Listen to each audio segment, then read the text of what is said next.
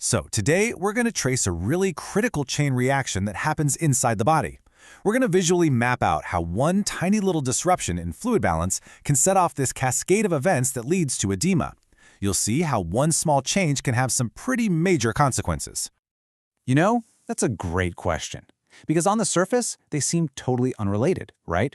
But it turns out every single one of them can throw off this incredibly delicate balancing act that's happening constantly, right now, inside your body's tiniest blood vessels, the capillaries. So to really get what happens when things go wrong, you first have to see how the system is just brilliantly designed to work. It's all about managing this constant, invisible movement of fluid between your blood and all your tissues. All right, let's dive right in. I want you to imagine a constant tug-of-war for water that's happening at a microscopic level, inside every single capillary in your entire body. Okay, so let's really break this down. It basically all boils down to a battle between two opposite forces. On one side, you've got hydrostatic pressure. Just think of this as the push force. It's the physical pressure from your heartbeat pushing fluid out of the capillary. Then, on the other side, you have oncotic pressure. This is the pull force. It's more of a chemical pull created by proteins like albumin that are just too big to leave the blood vessel, so they act like little magnets pulling water back in.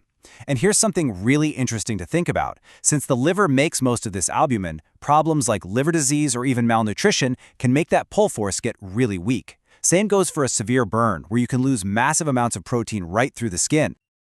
So these push and pull forces, along with their opposites out in the tissue space, well, there's a name for them. They're called the Starling forces, and in a healthy body, they are in this state of near-perfect equilibrium. That balance is exactly what makes sure your tissues get all the oxygen and nutrients they need without getting totally waterlogged. And here's how that perfect balance actually works in practice. At the beginning of the capillary, where the arteries feed in, that push from the hydrostatic pressure is just a little bit stronger. So boom, fluid filters out, delivering all the good stuff to your cells. But then, at the other end of the capillary, the pull from oncotic pressure takes over, and it sucks most of that fluid right back into circulation. It's this beautiful, efficient exchange system. Okay, so what happens when this beautiful, elegant balance just gets shattered? Well, this is where our chain reaction really kicks off. Let's trace the dominoes as they fall, one by one.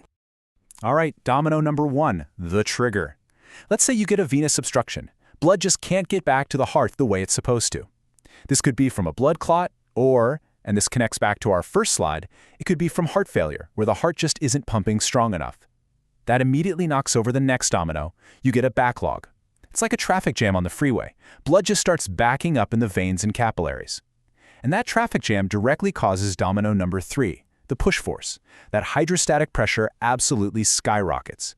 I mean, it just completely overwhelms the pull force. And that, of course, leads to the next set of dominoes. With that push force so dominant, way more fluid is getting shoved out of the capillaries than can ever be pulled back in. Now, the body has this backup plan, right? The lymphatic system. It's designed to mop up any extra fluid. But in this situation, it's like trying to bail out a sinking ship with a teaspoon. It's just completely flooded. And so, the final domino falls. That extra fluid has nowhere else to go. It just builds up in the spaces between your cells. And that is edema. Okay, so we've walked through what's happening on the inside. Now let's talk about what this whole fluid traffic jam actually looks and feels like from the outside. The clinical clues that tell us this whole system is just overwhelmed. And this is what you see. It's called pitting edema. When you press your finger into that swollen tissue, you're literally just pushing that trapped fluid out of the way. When you take your finger off, it leaves a little indentation, a pit, that takes a while to refill. It's a classic telltale sign that the body's fluid balance is way off. And you gotta understand, this swelling, it's not just a cosmetic thing. It's not just uncomfortable. It is actively harmful to your body. All that extra fluid makes it harder for oxygen and nutrients to get from the blood to your cells. You're basically starving them. This slows down wound healing and seriously increases the risk for infections. And if this fluid buildup happens in critical places, like your lungs or your brain, well, it can be life-threatening. There's a term for this, when all this fluid gets trapped where it doesn't belong. It's called third spacing. See, the fluid is no longer in your blood vessels, helping your blood pressure, and it's not inside your cells, helping them work. It's just stuck in this third space, the interstitium, where it's not just useless, it's causing real problems. So you might be thinking, okay, a little swelling, why does it matter so much in the grand scheme of things? Well, because this whole chain reaction we just mapped out, it reveals something absolutely fundamental about how our bodies stay alive and stay stable. And this quote right here from our source material just nails it. It connects the dots perfectly, from these tiny little fluctuations at the capillary level all the way up to system-wide emergencies. A shift in fluid isn't just about swelling. It's about blood volume, which means it's about blood pressure. It's about survival. And all of this leads us to one last really critical question. We've been talking about all this fluid leaking out of the blood vessels. But what about the blood volume left inside? What happens when a huge amount of that fluid third spaces? Well, the volume inside your circulatory system can plummet. This can lead to a really dangerous state called hypovolemic shock.